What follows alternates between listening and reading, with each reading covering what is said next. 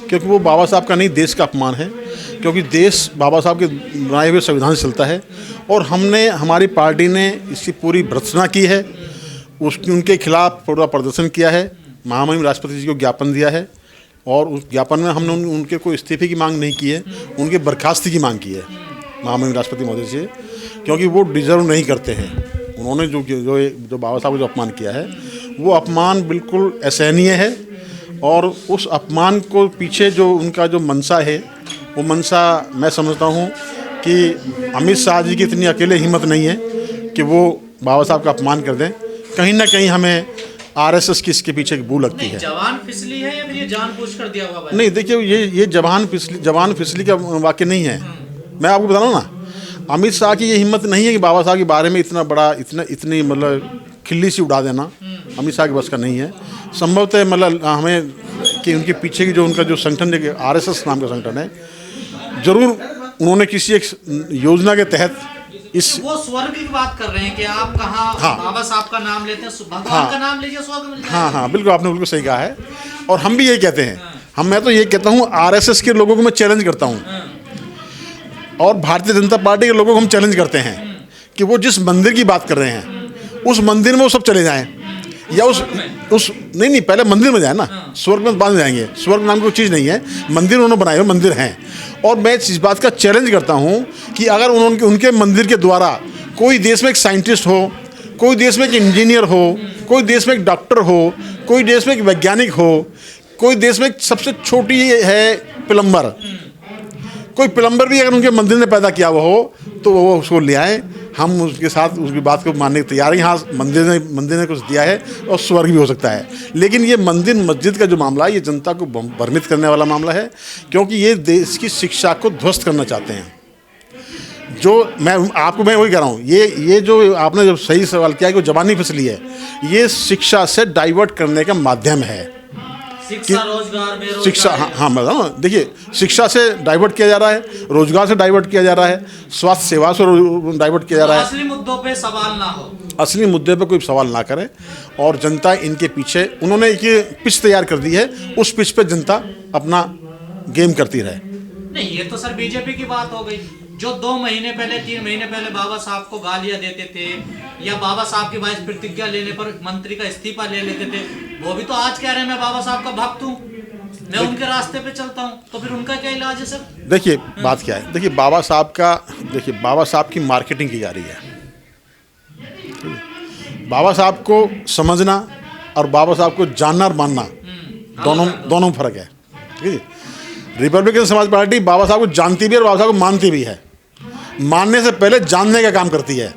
हमने अपनी पार्टी के सभी कार्यकर्ताओं को पहले कैडर से तैयार कर रहे हैं, कैडर की बात तैयार करके और फिर हम उसको आगे फील्ड में भेजेंगे। और जहाँ तक बाबा साहब की बात करते हो, देखिए मैं कहता हूँ बाबा साहब दुनिया में इंसानियत के आइकॉन है, दुनिया के इंसानियत के आइकॉन है। ठीक है, भाजपा के आरएसएस की किसी कोई औकात नहीं है जो बाबा साहब के बारे में कोई टिप्पणी कर दे। ठीक है, लेकिन हाँ ये की जा रही है, ये की इसलिए जा रही है क्योंकि जो अम्बेडकरवादी, जो सो कॉल्ड अम्बेडकरवादी लोग हैं वो कहीं ना कहीं अपनी जिम्मेदारी से भटक गए हैं। इसी वजह से ना इस्तीफा को ना माफी मांगी। नहीं, इस्तीफा और माफी मांगने की देखिए बात, इस्तीफा और माफी मांगने की नहीं है। मैं तो कहता हूँ राष्ट्रपति महोदय जी को संज्ञान लेना चाहिए था, उनको बर्खास्त करना चाहिए था और ऐसे आदमी पर क्वेश्चन मार्क करना चाहिए कि वो जिंदगी में कभी प्रोटोकॉल ना मिले ऐसे व्यक्ति को। पर ऐसे आदमी को जो दलित सांसद आरक्षण से गए हैं, यहाँ तक कि प्रधानमंत्री भी उनके बचाव में उतर आए, देखिए लगातार ट्वीट किए उन्होंने कई सारे, और दलित सांसद मंत्री भी उनका बचाव कर रहे हैं। देखिए हाँ, देखिए आपने बिल्कुल सही कहा है। वो बचाव क्यों कर रहे हैं? वो बचाव इसलिए कर रहे हैं क्योंकि वो उनकी मानसिकता है, वो अमित शाह की अकेले की मानसिकता नहीं है। प्रधानमंत्री इसलिए बचाव कर रहे हैं क्योंकि वो उनकी पार्टी की मानसिकता है।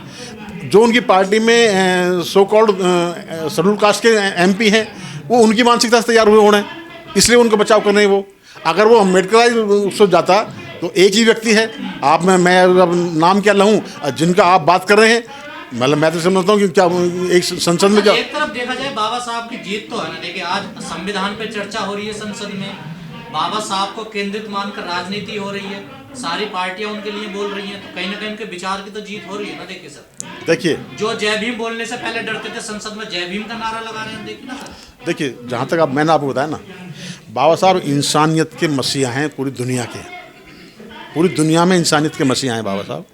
जहाँ तक आप जीत की बात करें, ये बहुत छोटा सा पार्ट है। क्योंकि बाबा साहब के बगैर उनका गुजारा नहीं है। दूसरी बात, इससे भी ज़्यादा महत्वपूर्ण बात क्या है कि इस देश की जो एक ऐसी असमानता की व्यवस्था है, उसको समानता में लाने वाले कौन है? बाबा साहब अम्बेडकर। इस देश में गैर बराबरी की व्यवस्था है, उसको बराबरी में लाने वाले कौन है? बाबा साहब अम्बेडकर। इस देश में जो अब तक वंचित रहे हैं, उनको हक देने की बात कौन करते हैं? बाबा साहब अम्बेडकर। ठीक है जी। इस देश में जो अब तक जिनको इंसान नहीं माना जाता था, उनको इंसानियत का दर्जा देने वाले कौन है? बाबा साहब अम्बेडकर। ठीक है जी। इंसान के साथ साथ इस देश की जो एक प्राकृतिक व्यवस्था है, जिससे एक मानव को एक अच्छा एनवायरनमेंट मिलता है, उसकी अगर सुरक्षा की व्यवस्था करते हैं वो बाबा साहब अम्बेडकर करते हैं। ठीक है। तो बाबा साहब अम्बेडकर का जो एक मतलब उनका जो एक जीवन परिचय है, या उन बाबा साहब अम्बेडकर का जो दृश्य है, वो कोई छोटा आम दृश्य नहीं है। आरएसएस या संघ या भाजपा के लोगों के बस का उनका समझना नहीं है। ठीक है जी। और निश्चित बाबा साहब अम्बेडकर के जो एक उनका जो एक संकल्प था कि इस देश को हम प्रबुद्ध भारत बनाएंगे, वो आप लोग जैसे मीडिया पत्रकार बंधु, इन सब का जब सहयोग होगा, जो अम्बेडकर लोग आगे बढ़ेंगे, तो निश्चित इस देश को प्रबुद्ध भारत का जो एक संकल्प है बाबा साहब का। केजरीवाल जी जो कह रहे हैं मैं बाबा साहब का भक्त हूं, देखिए जो केजरीवाल जी है ना, वो भी बाबा साहब की आड़ में अपनी दुकान चला रहे हैं। वो भी एक आरएसएस का एक प्रोडक्ट है। ठीक है।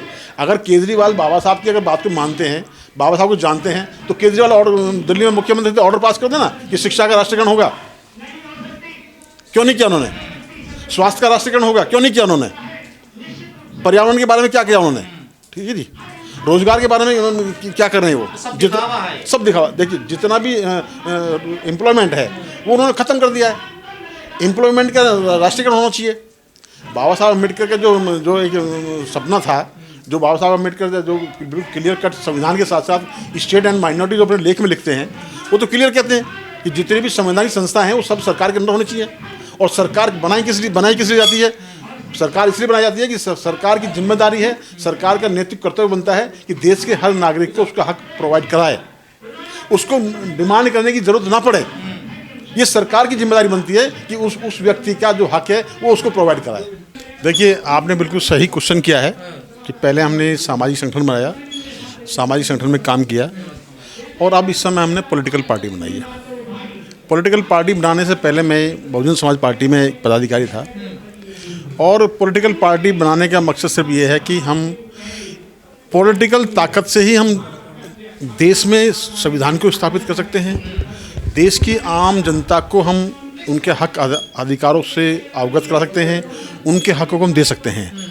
इसलिए पॉलिटिकल पावर के लिए इसके हासिल करके कि हम देश का एक मतलब देश की जनता को जो एक उनकी जो रिक्वायरमेंट है उनको पूरा करने के लिए हमने पॉलिटिकल पार्टी बनाई। जिस पार्टी में आप पहले थे, क्या वो रिक्वायरमेंट पूरी नहीं कर पा रही थी? उसमें आखिर क्या कमी थी जो आपने वो पार्टी छोड़ी, नई पार्टी बनाई? हाँ, ये बात बिल्कुल सही क्वेश्चन है आपका।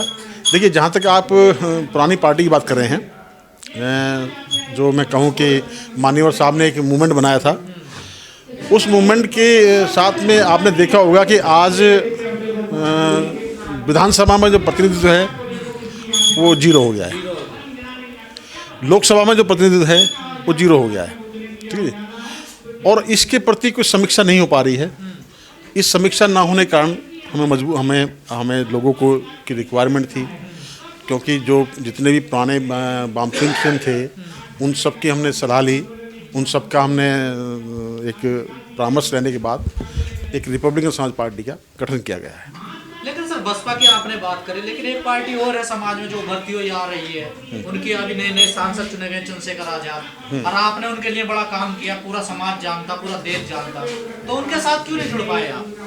देखिए जहाँ तक आपने आज़ाद समाज पार्टी की बात की है, आज़ाद समाज पार्टी का जो नेतृत्व है वो आप भी जानते हैं, और मोस्टली ज़्यादातर इस बात से सभी लोग वाकिफ़ हैं कि उनके कार्यशैली में उनके जो आइडियोलॉजी है वो समाज के लिए कितनी कारगर है, ये आने वाला वक्त बताएगा कि आगे आने वाले समय में क्या सिचुएशन निकल के आती है। लेकिन जहाँ तक आप बहुजन मूवमेंट की बात करते हैं, जो महापुरुषों की विचारधारा की बात करते हैं, उस विचारधाराओं के साथ हम कोई समझौता नहीं करेंगे। तो हमारे पार्टियां समझौता कर रही हैं। देखिए निश्चित जो आप देख रहे हैं कि जो आज बहुजन समाज को जो होना चाहिए, बहुजन समाज के लिए जो होना चाहिए वो नहीं हो पा रहा है। ना होने के पीछे कारण है कि कहीं ना कहीं पार्टी के पदाधिकारियों द्वारा संघर्ष की जगह समझौते को इस्तेमाल करना। दिल्ली में चुनाव है तो क्या रूपरेखा रहेगी? दिल्ली के चुनाव है, दिल्ली में हम चुनाव को हमारी तैयारी है। अभी आपने देखा होगा कि बताया कि एक एनडीए गठबंधन किया है जिसमें फिलहाल अभी 3 पार्टी हैं और चुनाव की पूरी अभी जैसे ही अधिसूचना जारी होगी, अधिसूचना जारी होते ही हम अपने अपने प्रत्याशियों की सूची जारी कर देंगे। बाबा साहब का अपमान हुआ, उसको लेकर देश भर में आंदोलन हुआ, आप कैसे देखते हैं इस पूरे मामले को? जो गृह मंत्रियों ने जो संसद में बोला कि अंबेडकर आजकल फैशन हो गया है, आप कैसे देखते हैं इसको? देखिए, जहाँ तक अमित शाह का सवाल है, अमित शाह जी को बाबा साहब के बारे में लगता है जानकारी नहीं है, ठीक है। और वो जो उन्होंने जो सदन में जो एक व्यवहार किया है, कायदे में तो ये हमारे महामहिम राष्ट्रपति महोदय जी को संज्ञान लेना चाहिए था।